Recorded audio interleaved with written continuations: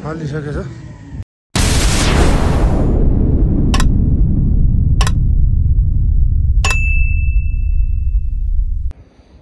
Hello guys, दर्शन नमस्ते यान सबैजनालाई गुड मर्निङ।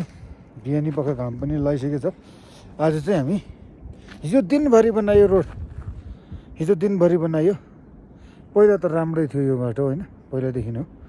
तर हिजोबाट अस्तितिर हिउँ पर्नाले पुरै अहिले चाहिँ हिँड्दैन, पुरै दुःख छ, पुरै गाडी धसिन्छ र यतापट्टि अस्तिको देखाएँ मैले ग्लेसियर, हिउँ पहिरो टनाटन छ। अहिले पनि गएको छैन। रोड के कस्तो बनिरहेछ म तपाईँहरूलाई देखाउँदैछु।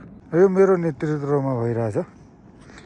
अब यो यतापट्टि गिट्टी बिछाइसक्यो, पुरै यतापट्टि हो माटैकै हिलो। यो गाडी डुबेर अब त्यही यहीँनिर उयो यो चाख्लो ठाउँबाटदेखि यहीँसम्म मात्रै यो गाडीले त पनि छ, यहीँसम्म मात्रै हिजो 6 गाडी हालेको हामीले।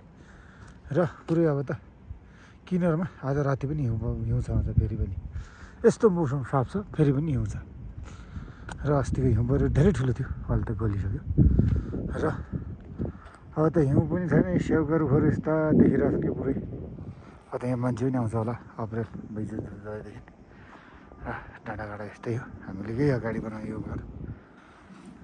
र गाइस यस्तै त अनि होइन, जहाँ पनि काम गर्नै पर्ने। अनि मेरो काम चाहिँ यहाँ ठुल्ठुलो ढुङ्गा राखेर तल माथि हटाउने र बाँकी यहाँ लोडरले पिस्छ, सबै यतै हाल्छ।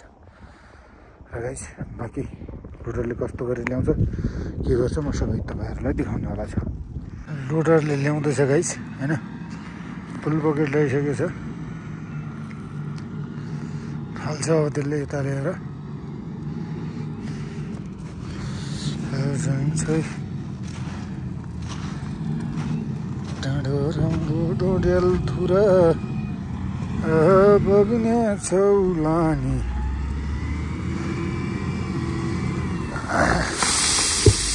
हाल्छ यसरी, यसरी हाल्यो।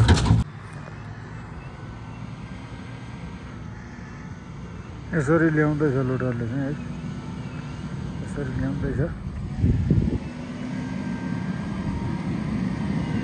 यसरी ल्याउँदैछ लोडरले चाहिँ है, यसरी ल्याउँदैछ लोडरले चाहिँ। थालिसकेछ।